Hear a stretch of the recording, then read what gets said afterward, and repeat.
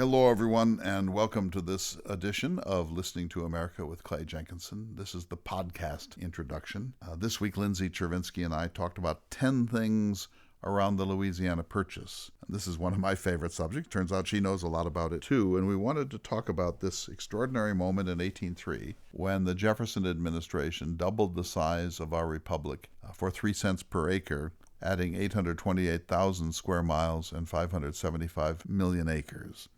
It was the greatest land sale in human history.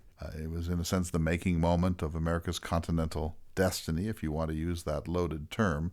I know this sounds horrible, but in buying the Louisiana Territory, we were effectively buying the lives of the native people who lived in it.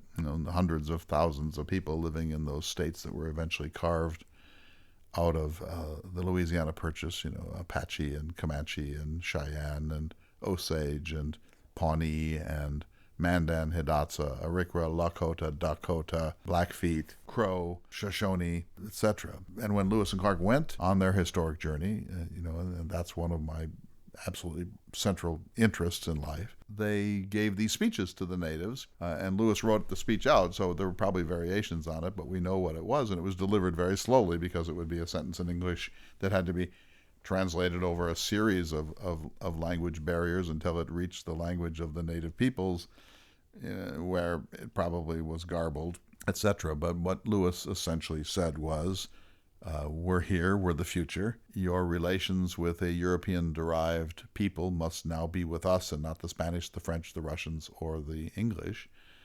That we don't come to purchase any land. We've purchased first right to negotiate with you for land cessions, and you must not treat with any other entity except the United States government, the Great Father. But the moment we don't want any land, we've got plenty of land. We're here to establish a trade relationship and to encourage you to live in peace.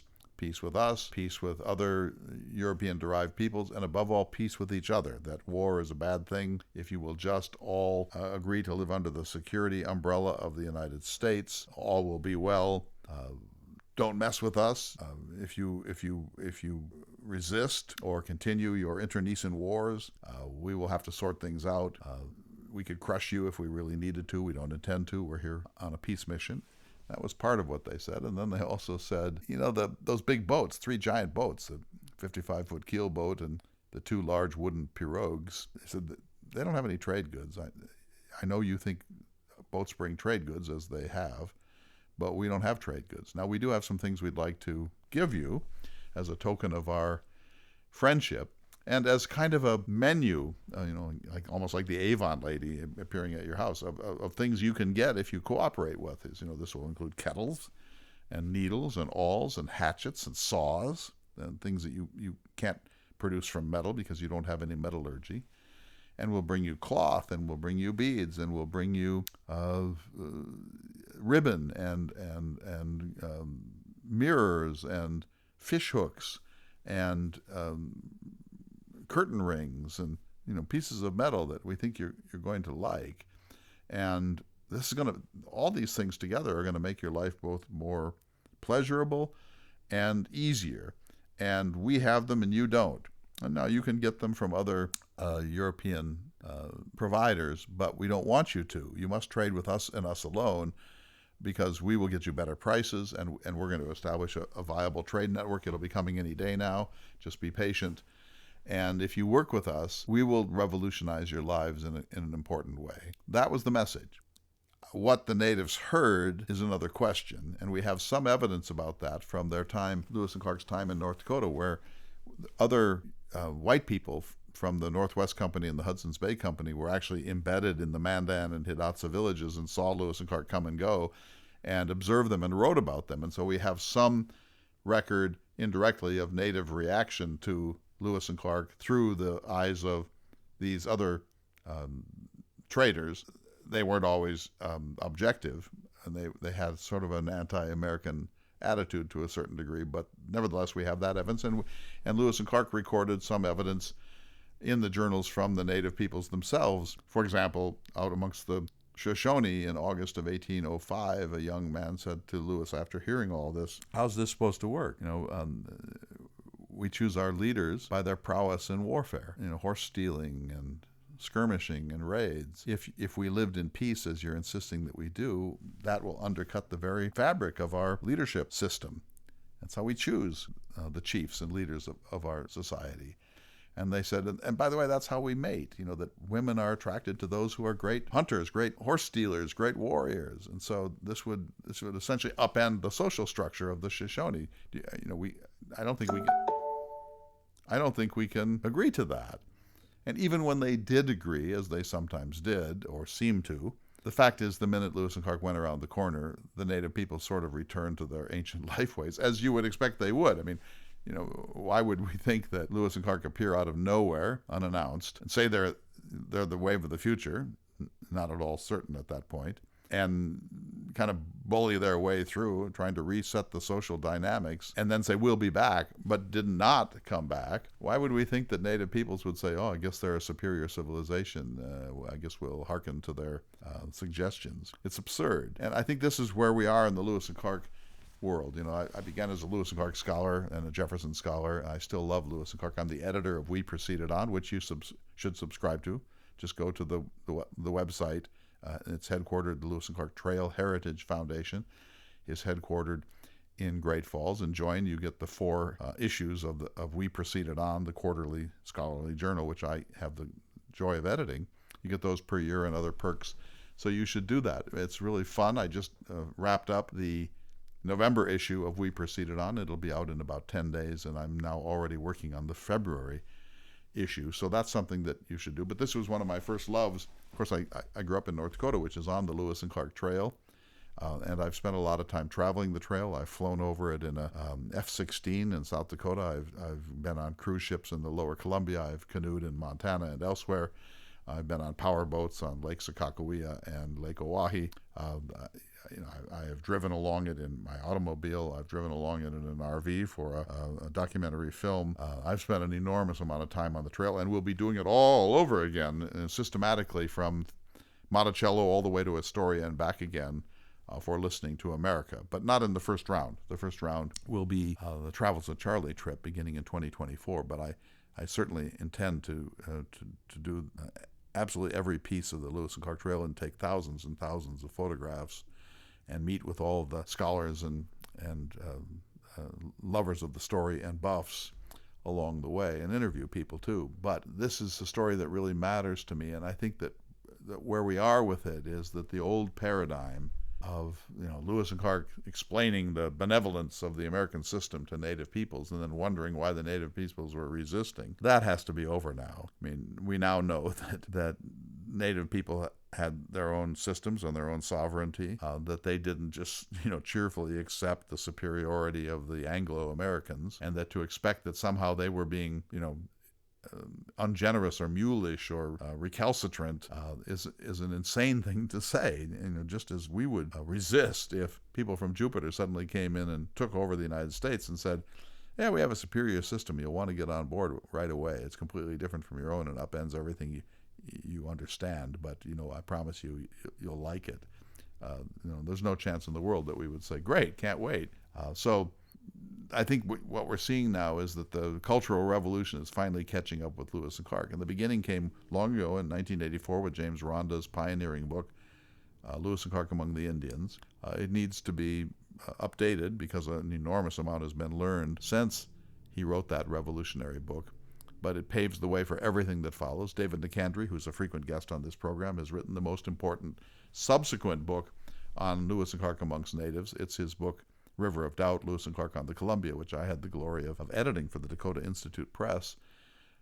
I bring up most of these topics in my own work, both in the essays that I write for We Proceeded On every quarter. I write what I call an essayette of a couple of thousand words for every one of the 4 annual issues, and I write sidebars and other things to explain the doctrine of discovery and the spelling of the name of Sacagawea and so on. But I also have my book, The Character of Meriwether Lewis, Explorer in the Wilderness, which takes on many of these subjects also. So I invite you to take a look at that. We only gave a couple of minutes to that today because we had 10 things to talk about, including this extraordinary exchange between Jefferson and James Monroe when Jefferson was persuading, Lindsay says manipulating, Monroe into going to France to help consummate the purchase of New Orleans, or even more if possible. So I'm recording this podcast introduction a week before Thanksgiving, which is my favorite holiday. By the time you hear this, that holiday will be over. But I want to say how much I feel gratitude for you for being faithful listeners to this program and for your contributions to Listening to America, your questions, your suggestions, your challenges at times. All that is really central to my own happiness. And when I give thanks, especially this year, I give thanks to you for making possible what I get to do as a labor of love. You know, as we have always said, I take no emolument from this except joy, except psychic joy, psychic pay, which is every bit as important as lucre. In fact, for me, much more important in the long run. So thank you. And everyone that I meet says the coming of Lindsay Chervinsky was a great thing for first the Jefferson Hour and now for Listening to America. She seems to love it. She's got her own fan base. You probably see her on major media. She's a rising star. She's going to rise much more. We'll keep her close to us as long as we can, but I don't pretend that she will always be available because her career is going to be a very big one, I think. But for the moment, we are fortunate to have her. And David Nicandri, of course, and Joe Ellis, who hasn't been on for a while because he's been moving, but we'll get him back in the new year, and much more. And so next year is going to be a fascinating year. And at some point in June or May, you're going to hear me say, hello, everyone, and welcome to Listening to America. This is Clay Jenkinson. I am at Big Bone Lick, Kentucky today. I'm in my Airstream, and I'm talking with, or I'll say, hello, everyone, and welcome to Listening to America. I'm Clay Jenkinson. I am at Sag Harbor, at the edge of of Long Island, where Steinbeck and his third wife, Elaine, had a home. Or hello, everyone, and welcome to Listening to America. I'm at Devil's Tower, which was the first of the national monuments, first ever, and designated by one of my historical interests, Theodore Roosevelt. So you're going to hear from the Airstream, as if live. I mean, they'll be taped, of course, but as if live, Listening to America podcasts in the field. And I'll describe what I'm seeing and the people I'm talking to and what I'm learning and what I'm reading. I think it's going to be absolutely fascinating, but we'll still have Lindsay once and often twice a month. Nicandri will be more important under this structure because we'll be in places where he has a strong interest too. Particularly in the American West, there will be lots of talk of Steinbeck, and my dear friend Russ Eagle will be a part of that. So great things are coming. I'm very excited. I know there have been some growing pains on audio technical quality in a couple of instances, and we don't yet have a permanent guest host. I need that. I want it to be a woman who has Lindsay's spunk, but who wants to host. Lindsay's a star. We don't want her to have to host the program. But I want somebody who can be playful and irreverent and really enjoy engaging in these conversations. And that person can live anywhere, of course. And it has to have a radio voice of some sort. It doesn't have to be, hello, and welcome to the Thomas Jefferson Hour. It doesn't have to be like that.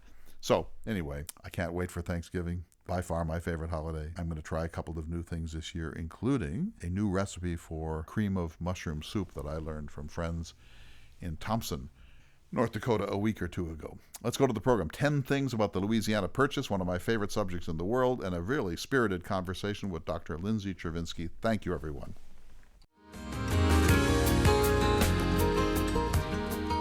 Hello, everyone, and welcome to Listening to America. Today, 10 things about the Louisiana Purchase. My friend Dr. Lindsay Chervinsky is at the other end of the country. We're speaking by way of Zoom technology.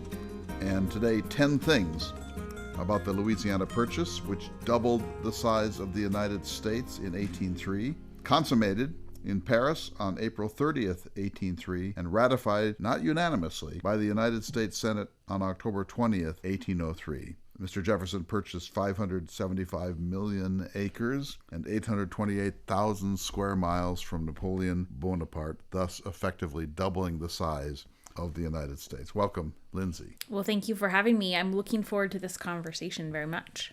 I hope Jefferson comes out unscathed. So 10 things. I'll just quickly go over them. Previous attempts to obtain New Orleans, the French context particularly with respect to Haiti, the purchase offer, and Napoleon's famous counteroffer, the role of the American minister to France, Robert Livingston, Thomas Jefferson's constitutional anxieties about whether the purchase was actually constitutional. Those were yours. Mine, Frederick Jackson Turner's view in his famous frontier essay, The Closing of the Frontier, 1893, about the inflection point that the Louisiana Purchase represents. Pressure from the American West for Jefferson and the Jefferson administration to do something about the closing or potential closing of the Mississippi River. A really interesting letter that Jefferson wrote to his protege Monroe, not only persuading him to go to France, but sort of forcing him to take on that role. Then, extremely interesting and important, saddening, the implications for slavery, because this was a moment when the United States could have gone in one of two directions on the expansion of slavery into the West, and finally, exploration of the Louisiana Purchase. So, Lindsay, let's pick it up at previous attempts. So,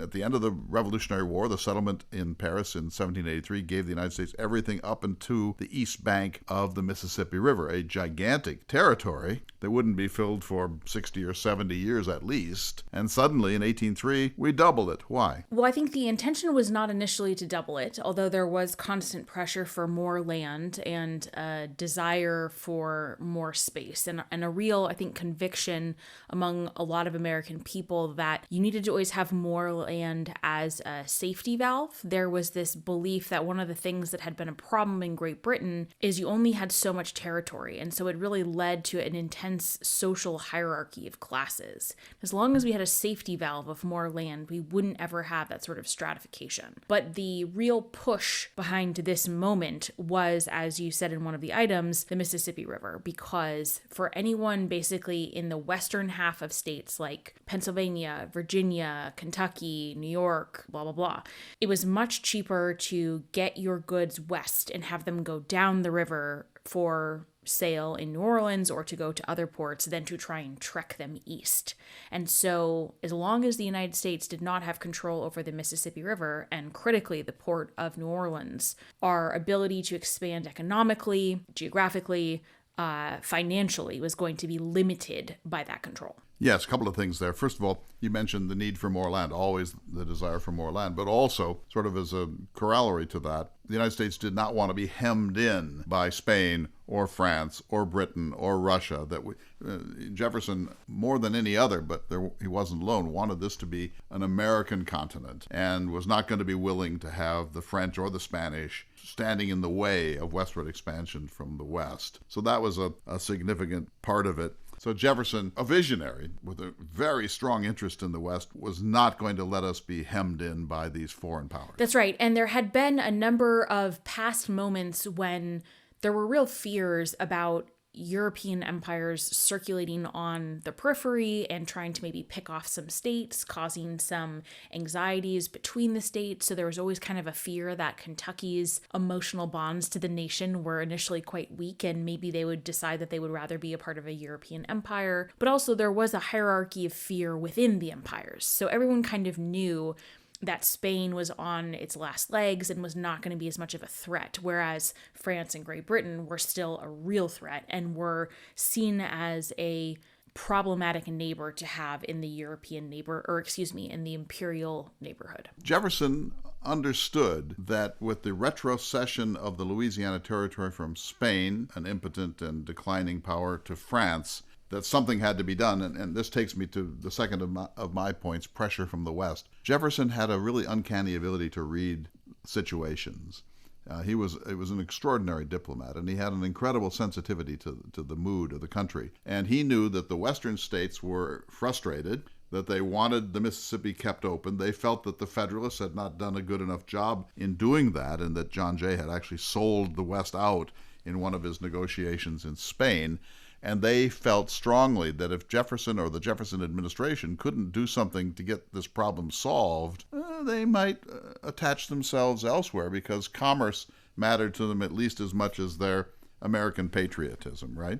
It did. And I think, this backstory is important because it demonstrates the ongoing efforts to try and solve this problem. So initially, as you said, Jay signed a treaty during the Confederation period with Spain to try and kind of figure out relations. And he did sell out the Mississippi interests, especially in New Orleans. In 1795, Thomas Pinckney, who was from South Carolina, had signed a new treaty with Spain, and that had given Americans the right of what's called a deposit. So the right to trade on the Mississippi and the right to deposit their goods in New Orleans. However, Spain kind of was ambivalent about enforcing that treaty and would sometimes close things here and there. But as Spain decided to retrocede New Orleans and the Mississippi to France, that agreement would no longer be in place. So what was seen as a solution to this problem was no longer acceptable, even though France and the United States were on decent-ish terms at this point. There was a sense that they would be a much more powerful threat to the right of access to those things.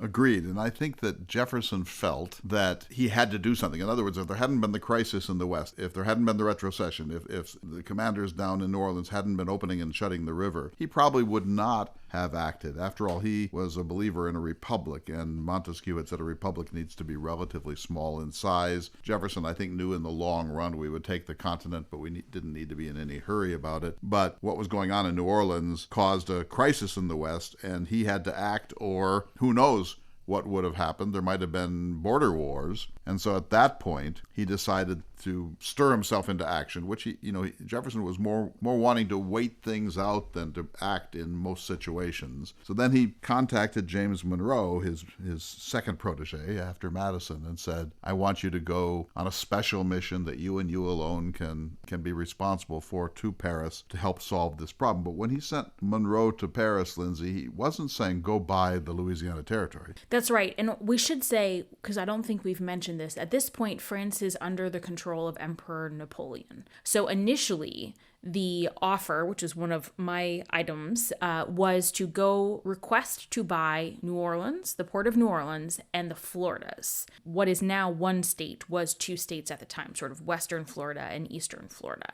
And it made sense that the United States would want these, A, because it would help connect up to New Orleans, but also they were beneath all of the southern states, and they were a place where a lot of self-emancipated enslaved individuals ran away to. So it was for lots of reasons this territory was wanted. And they offered to buy those two states and the port of New Orleans for $10 million. And that was the offer that Robert Livingston was authorized to make to Napoleon. Now, the story gets a little bit complicated from there because, as you said, Jefferson also sent Monroe. And by the time Monroe arrived, Livingston had received a counteroffer from Napoleon. And would you like to say what the counteroffer was? Well, so Napoleon, eager to prosecute his wars in Europe and bankrupt, and having had a debacle in Haiti, decided to divest himself of the whole thing and just get as much cash as he could, because he reckoned that in the World War that he thought was coming, Britain was going to take control of New Orleans anyway, so why not sell it to the Yankees? We'll see what happens. But he wanted to move on and he needed cash, so he offers to sell the whole shooting match, as we say. It turned out for about $15.3 million. But I just want to go back for a moment. Jefferson was more interested himself in the Florida. He knew that he had to do something about New Orleans and the river, but he himself lusted for the Floridas, never got over it. And the Floridas, as you say, weren't just the current state of Florida, but Florida plus the Gulf Coast all the way to Texas. And that mattered to him because that would give us sole control of the Caribbean and the Gulf of Mexico. And so Jefferson really wanted that, and he was willing to take New Orleans to solve the crisis, but he really wanted both. We didn't get the Floridas in the treaty. Correct. That came later. That was another purchase on which I believe was negotiated by John Quincy Adams. One subject we sort of skated by, but I think we need to return to, was the context in Haiti with Napoleon. And this is really important because this is why we can never look at American history in a vacuum, and it always exists in an international context. And there are other factors that are shaping our actions and we're shaping theirs. So in 1793, in the middle of the French Revolution, the French Assembly had declared an end to slavery. And one of the French colonies was Saint-Domingue, which is now known as Haiti. And it was a very wealthy sugar colony, and it was predominantly worked by enslaved individuals. But it was a very complex multiracial hierarchy that's very different than what we think of in the South. So just important for that context. Slavery had been abolished. In 1801, the Haitian Revolution broke out. So this is right at the beginning of Jefferson's administration. The Haitian Revolution breaks out, and Napoleon, by this point, has signed a temporary peace treaty with Britain and decides that he is going to send an enormous French fleet to reassert French authority. Within 2 months of the fleet's arrival, 15,000 French soldiers had died from yellow fever alone. And that was right when Robert Livingston came and said, "How would you like to sell us New Orleans and the Floridas?" Napoleon says, "I will do you one better. And how about half of the country?" Sends his troops. They go to Saint-Domingue. They're decimated. Suddenly, he's losing men and money, and there's no solution to this problem. Haiti today is one of the bleakest problem spots in the Western Hemisphere, maybe in the world. How much of that is owing to these acts of European racist colonialism? An enormous amount of its current situation, because as the French finally left, the Haitian people were forced to pay the French basically reparations for declaring their own independence. And that took a very long time to pay off. Basically saddled this new country with an enormous amount of debt after it was really starting Haiti as an independent nation way behind the starting line. And that's a very difficult burden to try and build a new history based on. And it's a tragedy that continues, and it tells you about the legacies of colonialism in the worst possible way. We're going to take a short break. I'm talking with Dr. Lindsay Chervinsky, 10 things about the Louisiana Purchase. When we come back, I want to ask you about the American response to the Haitian Revolution. This is a special edition of Listening to America. We'll be back in just a moment.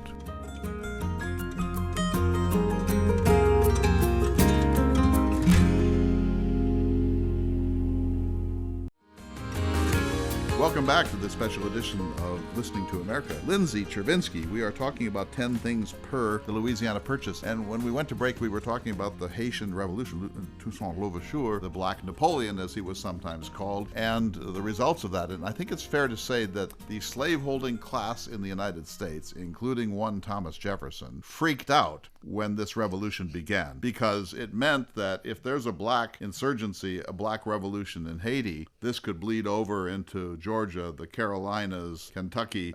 These slaveholders lived in constant paranoid fear that there would be a race war in the United States. And whenever there was a rebellion like Gabriel's Rebellion or any others, they went into kind of a militaristic siege mentality. And one of the more disappointing moments in anyone's characterization of Jefferson is his response to this revolution. Yeah, the American response is really interesting and quite multifaceted. So there were a lot of people from the North, especially if they were involved in the merchant class, that saw it as a real opportunity. It was another Caribbean nation to potentially trade with, to provide food and supplies. And so that was a real opening.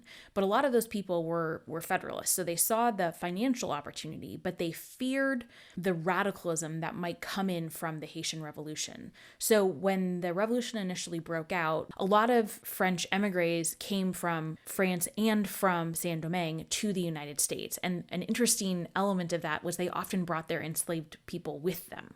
So when we talk about this complex racial dynamic, it's really quite messy. And so the Federalists were fearing that they were going to bring this anarchy and they were going to destroy the government.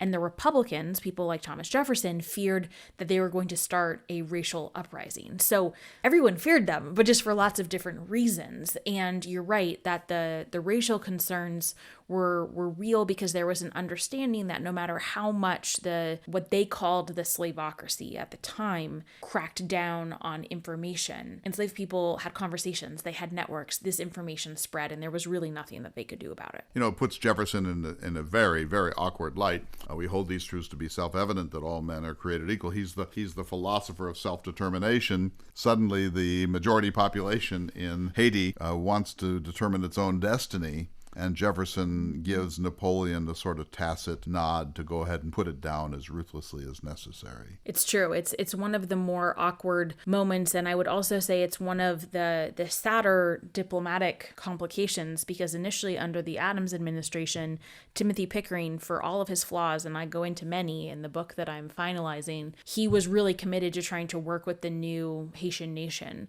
and established diplomatic ties and established trade ties. And Adams was very supportive. And when Jefferson came into office, he cut off that connection. Yeah, and Adams was moderately willing to be supportive of the revolution, which is another great moment for John Adams, that he had a consistent love of liberty, and he was able to see beyond race. Not entirely, but largely. Yeah, well, I mean, we should never say that he had our ideas of equality, because that would be incorrect, but he certainly was able to see beyond race when thinking about, and really he was thinking about what was good for the United States, as he recognized that this was another nation to engage with, and was willing to do so whether or not they were white, black, or otherwise. 10 things about the Louisiana Purchase. Lindsay, I'm going to give you a chance to do a daily double. You can beat up on Jefferson and James Monroe in the same answer. So by the time Monroe got there, Livingston had essentially consummated the thing. He was a little uncertain of what to do. He was deaf. He didn't want to go outside of his portfolio, but really the offer had been made, and he knew that it was a great thing. And suddenly in comes Monroe, the president's pal, full of his own majesty and his authority, and he kind of shoves Livingston out of the way, and for the rest of his life takes enormous credit for this thing, when really it was Napoleon first, Livingston second, Monroe third. Yeah, I find this story so entertaining, because I guess for all of the knocks that I have given Monroe in our conversations, and there are many, he was a great salesman at this moment. He knew how to sell it. So one of Livingston's concerns at the time, the United States was quite meticulous with its budget, and it did not exceed its budget, and it did not, willy-nilly get into debts. It did have debt, and it did owe money to many European nations, especially the Dutch. But it was very careful about taking on that debt. And so to agree to $5 million more, which was at the time an astronomical sum. Half the budget of the U.S. per annum. Yes. So a huge endeavor without any sort of approval from the president. And of course, keep in mind, he can't pick up a phone. So he's having to wait. He would have had to wait probably 8 weeks at the very, very best for a reply. But he also knows that he can't wait 8 weeks to accept this deal, because it kind of comes with an expiration date. So he agrees to the deal. Monroe comes, he swoops in. Monroe is very beloved by the French, and he loves the French because he had previously been a minister to the United States and had left, well, sort of in disgrace. He had been recalled by Washington for being too pro-French as the American minister, for siding with France over the United States. Yes, exactly. And so he comes and he's all excited to be there, and they're excited to have him, and he writes back to Jefferson, "Amazing news, look what I have accomplished," kind of forgetting to mention, oh right, Livingston was there first, and comes back and is, look what I have accomplished, and aren't I amazing, and the United States can thank me. And poor Robert Livingston never really gets his due. Did he grumble? Did Livingston write about this or complain about this? You would know better than I think he certainly privately complained about it. He made it known that this had been basically consummated. Yeah, but I don't know that he necessarily, did he write like a, Monroe was famous for his vindications. Yeah, Monroe wrote that 2-volume vindication after George Washington recalled him. 500 pages. Thus completely killing off any future relationship with George Washington. But that's another story. What about the famous myth that Napoleon was taking a bath and a minister came in and he said, he splashed the water and said, "I give up and take it"? Anything to this? I don't know. You would know better than me. I mean, it sounds like a story that was nicely made up for cinematic purposes, even though it was before television. All right, so maybe the bathtub thing occurred and maybe it didn't. It's an awfully good story. So I want to go to Monroe.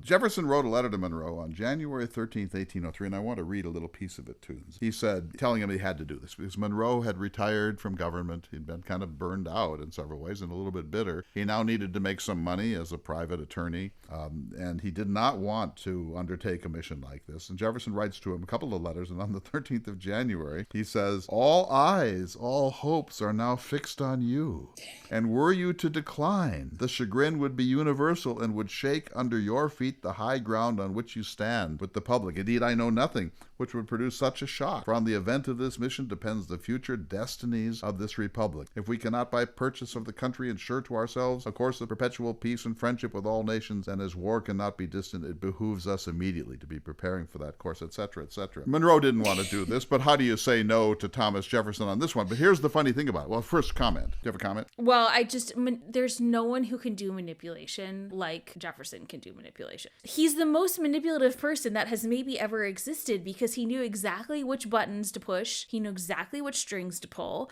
He did it to Washington sometimes. He did it to his daughters. He did it to Monroe. I know he did it to Madison. I mean, it's just, he was so good at maneuvering people into doing what he wanted them to do. He goes on this letter of January 13th and says, I am sensible, after the measures you have taken for getting into a different line of business, going to get some work in law, that it will be a great sacrifice on your part, and presents from the season and other circumstances serious difficulties. Some men are born for the public. Some men are fitted for the service of the human race on a broad scale. All right, so Monroe gets it. He goes. But here's what's so interesting, Lindsay.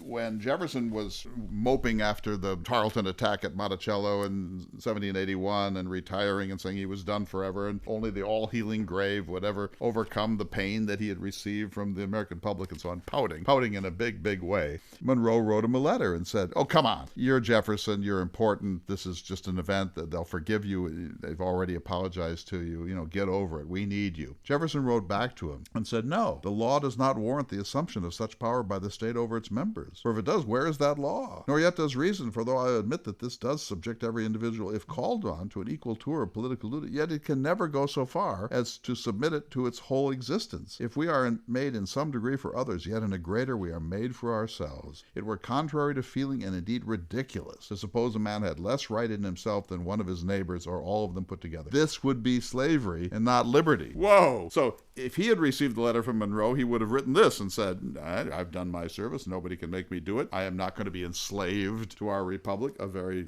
ill choice of word, I would say. Amazing, isn't it? I mean, that Jefferson had this strong sense, and I believe he meant it, of a personal privacy and the sovereignty of the individual. But when it was in his interest as president, flipped that switch in a second. In that same letter to Monroe from 1781, the famous sentence from Jefferson, I had been suspected and suspended in the eyes of the world without the least hint then or afterwards made public, which might restrain them from supposing I stood arraigned for treasons of the heart and not mere weaknesses of the head. And I felt that those injuries, for such they have been since acknowledged, had inflicted a wound on my spirit which will only be cured by the all-healing grave.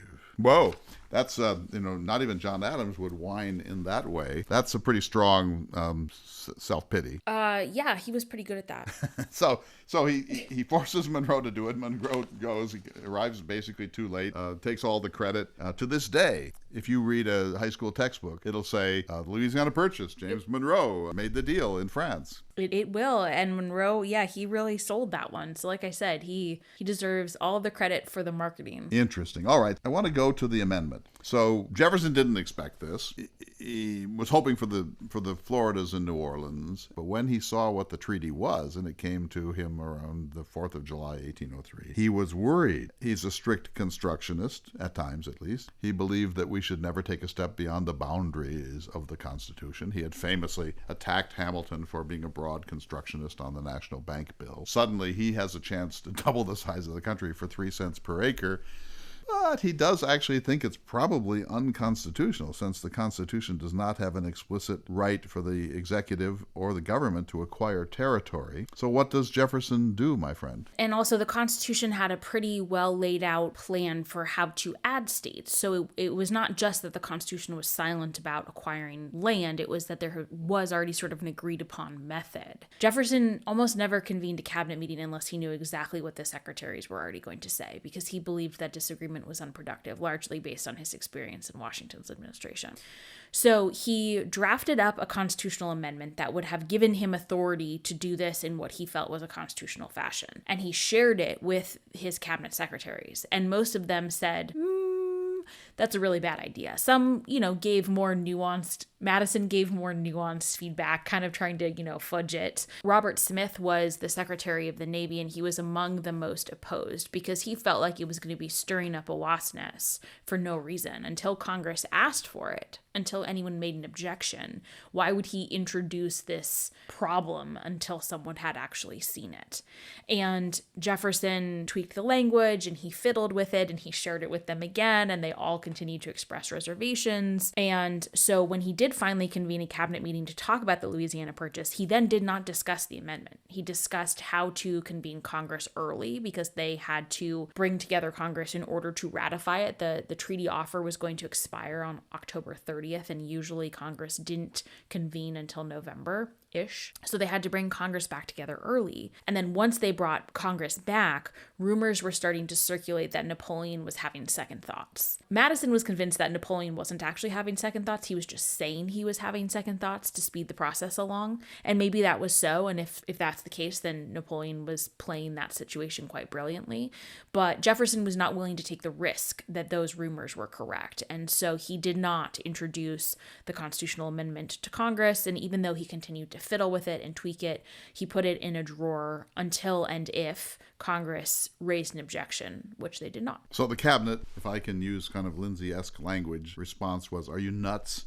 You're Yes. doubling the size of the country. I wouldn't fiddle around with this and make any problems either in the Senate or anywhere else. Let's just do it. History will vindicate you, which of course it has. But I also admire Jefferson for this. He's a strict constructionist. He made some flexibility with it at times, but on the whole, he meant it. Like, the people are sovereign. They've come together in Philadelphia. They granted powers to a government. They enumerated what those powers were. They didn't really enumerate this one. Therefore, we need an amendment authorizing the purchase. And he wrote a second one, or at least toyed with one, that would figure out how to incorporate the new territory by way of new states. So he's consistent in this. I like this. He's a principled constitutionalist, and he worried, and he should have worried, and we should worry, that once you spring the doors open on the Constitution so that almost anything goes, you're not going to be a republic very long. But I think the cabinet was right, and Jefferson was wrong. So he wins both ways, right? In the end, he winds up being flexible. He listens to his most senior aide, particularly Madison, gets the thing done, gets all the credit in history for it, more than Napoleon, who actually did it. And at the same time, as a Jefferson scholar, I can point to, well, look, he had these qualms because he really meant strict construction. So, Hamilton's view would have been, A, you'll be a pitiful nation if you don't have broad construction. Come on, don't hamstring yourself this way. And he actually did suggest, as I believe, that we should have just sent troops and taken it. Forget Napoleon. Just go get it. So to answer your first part, yes, I actually think that Jefferson deserves a lot of credit in this scenario because he's right that the way that he was interpreting the Constitution is probably the most accurate. The necessary and proper clause has been expanded to include a whole lot of things, and I think it probably should be expanded to include a whole lot of things because we can never foresee what challenges are coming down the road, and so there does need to be a certain amount of flexibility there that will allow the government to respond to those threats. But governing also requires a certain pragmatism. It requires a certain realism about the state of the world. And when push came to shove in the presidency, at least in this moment, Jefferson's pragmatism wins out. And I think that is generally the sign of an astute leader. Hamilton is hilarious. And this actually gets at one of my other ones on my list about the previous attempts to sort of take care of this problem. And there were many other discussed options. So there were previous sales that were discussed. There were many previous treaties, which we touched on some of them. My particular favorite occurs in 1799 when it's becoming clear that the new or the provisional army that was created to grapple with the French threat is probably not going to be used.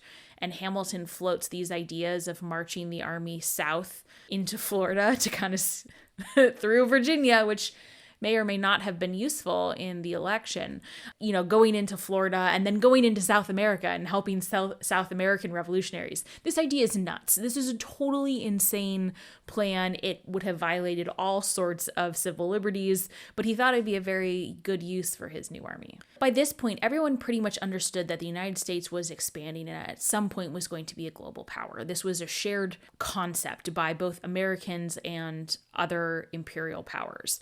And so it was only a matter of time before there were going to be tensions between those lingering in the Floridas if they were not part of the United States and Americans. Americans wanted Cuba because it was one of the closest land masses to North America.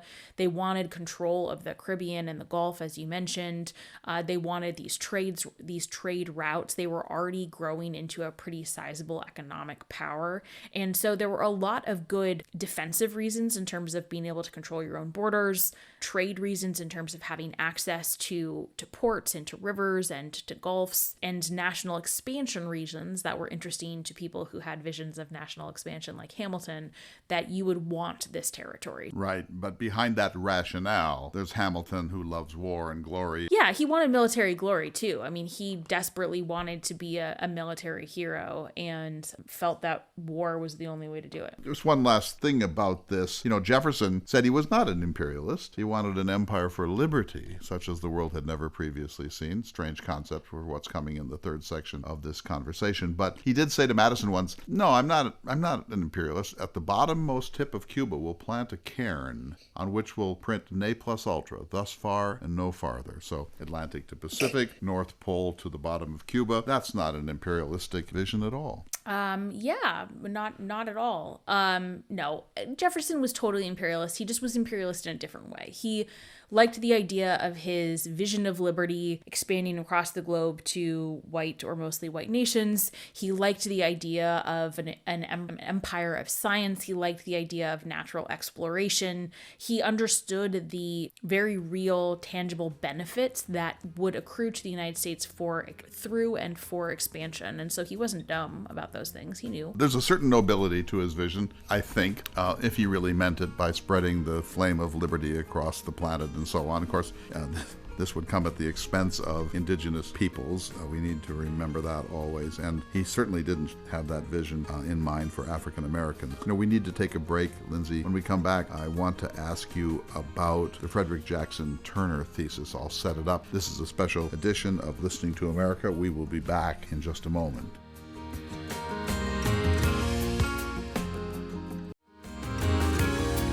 Welcome back to Listening to America. 10 things about the Louisiana Purchase. Lindsay, before I start, Elbridge Gerry, gerrymander. Why? So Elbridge Gerry was the first, he was governor of Massachusetts when what was considered to be sort of the first really ridiculous, what we call gerrymandering map redistricting occurred in Massachusetts. And it was the map of the districts in Massachusetts were created and one looked like a salamander and went all across the state in wonky places. And it was for the same reasons that we redistrict and gerrymander today. I think when people first started calling it gerrymandering, they just pronounced his name wrong. So we shouldn't say gerrymandering. I mean, if we were to use it based on his name, then yes, it would be gerrymandering. But obviously, gerrymandering is what we know. And I called it that for a long time too, until I actually met a Gerry descendant. He was like, "Nope, it's Gerry." I was like, "All right, good to know."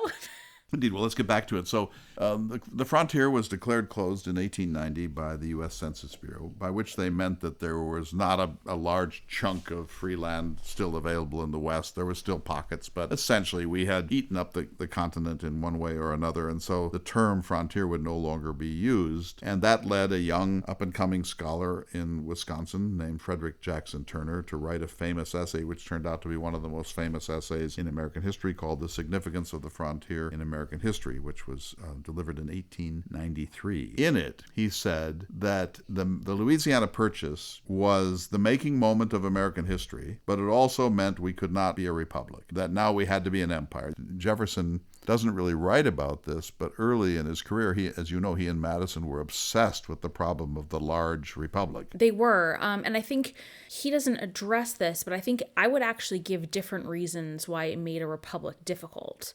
And a lot of it actually gets at his language in this essay. So, and one of the terms that has really shifted out of the historical discourse is frontier. And that's because if you think about what a frontier implies, it's one side are heathens and it's not civilized and they're barbarians. And another side is civilized society. So you have the forest and then you have the people. And of course, we know that that's not what it was, because there were different civilizations. There were different types of cultures. Now, the term that is more accurate is borderlands, because it implies that there are multiple different communities and societies and cultures and forms of law intersecting in this space. And his terminology of frontier, I think, is a valuable one because it demonstrates that by taking on this land, we were engaging in conflict and eventually in subordination of native nations. But also, and one of the items I know on your list is to talk about what it meant for the expansion of slavery. And both things, slavery and our interactions with Native Americans, were inherently imperial activities. Yes, so I like your term borderlands. Some of these terms that we have been so used to in American history and historiography turn out to be loaded. So this term then ceases to be used by the Census Bureau in 1890. Turner writes his famous thesis.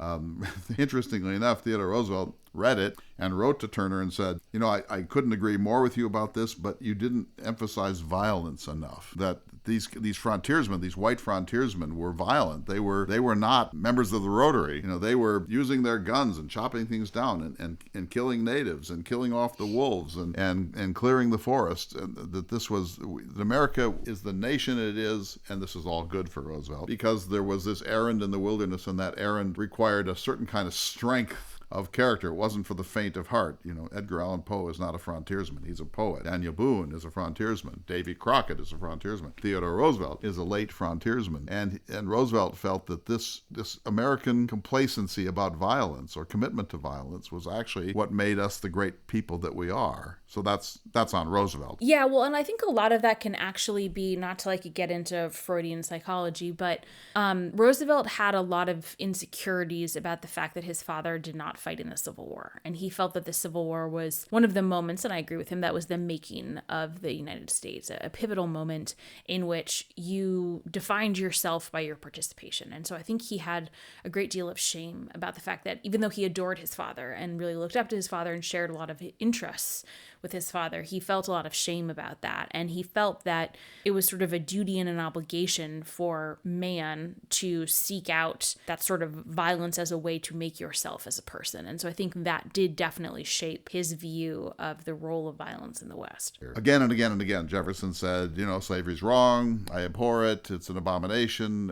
It's not compatible with our values. I'll do anything I can to end it within limits, that's practicable. Saying nobody feels more fervently than I do. When the moment comes, I'll be ready. So he buys the Louisiana Territory. And as you said, and I want you to explain this, the race taxonomies, if I can use that term, in New Orleans and in the Floridas were not as rigid, white v. black, slave v. free, etc., as they were in Virginia or South Carolina, that there was more fluidity. There were a whole range of different designations and rights and privileges and constrictions depending on whether you were Creole or Black African and so on. And so it was kind of the beginning of what was a more generous view of race, I would say, in the Louisiana Territory in the South. But when we bought Louisiana, Jefferson had to make a decision, which is, how shall we govern it? Yes. So part of the reason it is more complex is because it was not under American law. And American law at the time had been crafted over many centuries to reflect a very strict race-based slavery. So you inherited the status of your mother, and there were increasing designations about what it meant to be Black as opposed to white.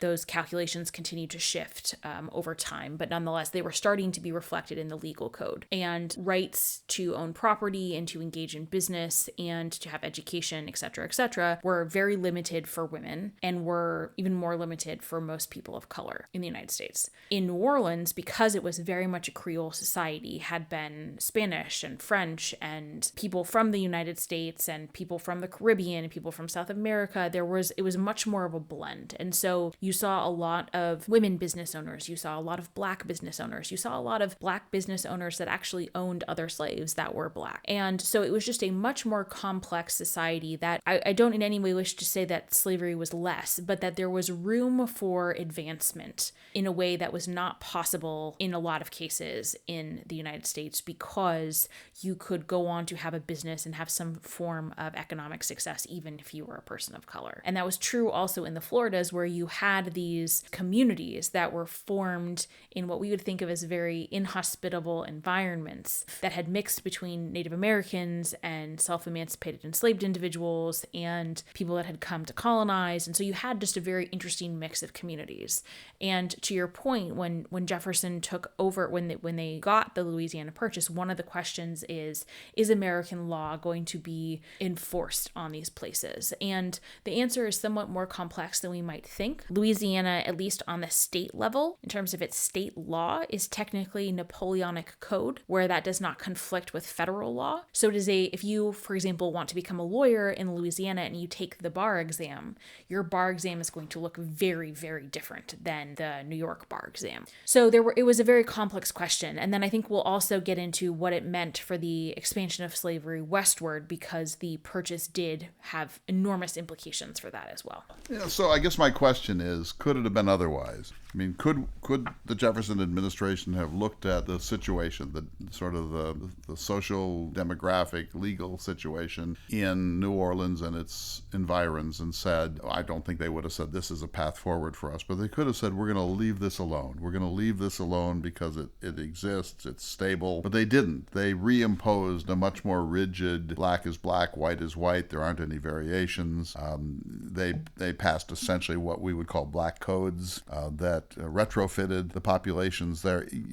I know these are what-if questions, but could it have been otherwise, Lindsay? Well, I think it certainly could have been. I don't know that it could have stayed exactly as it was. It certainly could have been something other than it turned out to be. But, I think of places like Pennsylvania and Massachusetts, which passed emancipation laws, whether they be gradual or right away. And so you saw what became the Underground Railroad, and you saw this path of people that were fleeing slavery north, usually up to Canada, because that was really where they could be truly free, because national law did not extend to Canada. But Jefferson, if he had really wanted to, we will not allow slavery to expand any further into the west or southwest than it already exists. He had said this on a number of occasions previously in his life as wishful thinking. Would it have even been possible to say there can be no enslavement in the Louisiana Territory? I don't think so.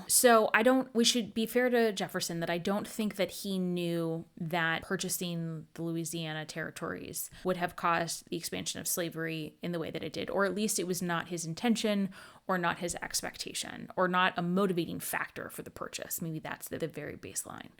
I think the problem was, and the reason he said that about expanding slavery west was because there was a real sense that slavery was dying out, that under the existing economic system, it didn't really make sense financially. At this point, the cotton gin had not yet been invented, and so the expansion and explosion of the cotton empire had not occurred, and so it didn't really make sense to try and increase slavery because it wasn't financially beneficial for the people, certainly not for the people enslaved, but for the people who were owning these plantations. And once you had the expansion of land, then all of a sudden there were all of these new places where you could sell off your quote unquote extra enslaved people, and it became a financially viable enterprise again. And so I think that not only were there the financial incentives to expand slavery, the Constitution was interpreted in such a way that would prohibit the government from prohibiting the expansion of slavery. There was no power that was given to the federal government to make that kind of economic firm line.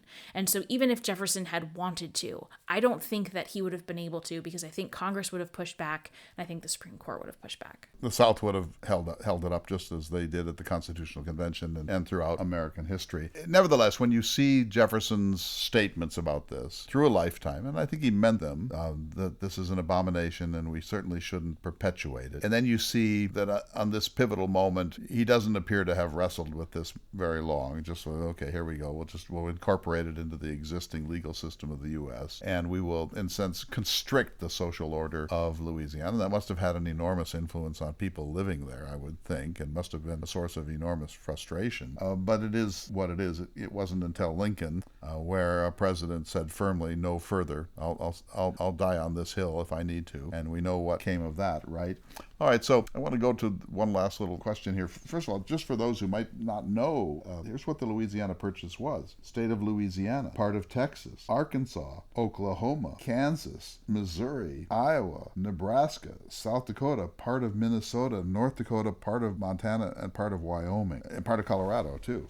I mean, a gigantic, really the Great Plains is what we're talking about, and parts of the lower Midwest. But it would be impossible as a historian, I think, to exaggerate the impact of this extraordinary moment in 1803. It's almost impossible to come up with a counterfactual for what the United States would have been had they not purchased Louisiana Territory. And that, I think, is a huge piece of evidence for how instrumental it was in shaping the future of the nation, that it's almost impossible for me to imagine what the nation would have been without it. Yes, to think that the permanent western border might have been the Mississippi River. That means somebody else is out there, and it wasn't going to be native peoples. I think the European colonial enterprise was such that there was no chance that there would be what George Catlin once suggested in the 1830s, some sort of giant native people's park. No, I think we probably would be looking at something else. We've talked about the balkanization effect of Europe. I think we probably would look at some sort of series of confederacies in North America, but that would mean that the history of the United States would be quite different because we have benefited from having only two neighbors that are generally very peaceful to us and two oceans, and that has been a gift that our nation continues to reap again and again. We've been very fortunate in our neighbors. We really have the continent to ourselves. Yeah, we do. And so few nations can say that. So it's just a completely changed. You can see we're both kind of like grappling with words to accurately describe the magnitude of this moment. And I'm coming up short of where I would like to be. Incalculably large. And then so our last topic for today, and by the way, we got through it, all 10, is that Jefferson was also a man of the Enlightenment, a man of science, with a deep interest in geography and the nature of the world, and he sent a number of expeditions into the Louisiana Territory, not just Lewis and Clark, but of course most famously his protege Lewis. Zebulon Pike up the Mississippi in 1805 into the Arkansas and Canadian rivers in 1806, where he got himself arrested by the Spanish. Hunter and Dunbar on the Washita River, Freeman and Douglas on the Red River. So Jefferson said it's a canvas, and we're going to send out these people, and they're going to bring back, and we'll start to fill in the canvas with the major arteries and with an inventory of the continent and so on. And so, he didn't just buy it and say, we'll see what happens here. He then wanted to find out what he had purchased, primarily, I think, for the Enlightenment, but also for geopolitical purposes. The English way of establishing the doctrine of discovery is to be there and to build something. And that's exactly what happened at Fort Mandan and Fort Clatsop. But I think we have to give Jefferson high marks here. This is one of the great moments in American history when he sent his protege and gave him a very broad agenda to take down Native American vocabularies, to speak of peace and prosperity, to try to bring natives into the American trade orbit, to look at the lands to see if they were habitable by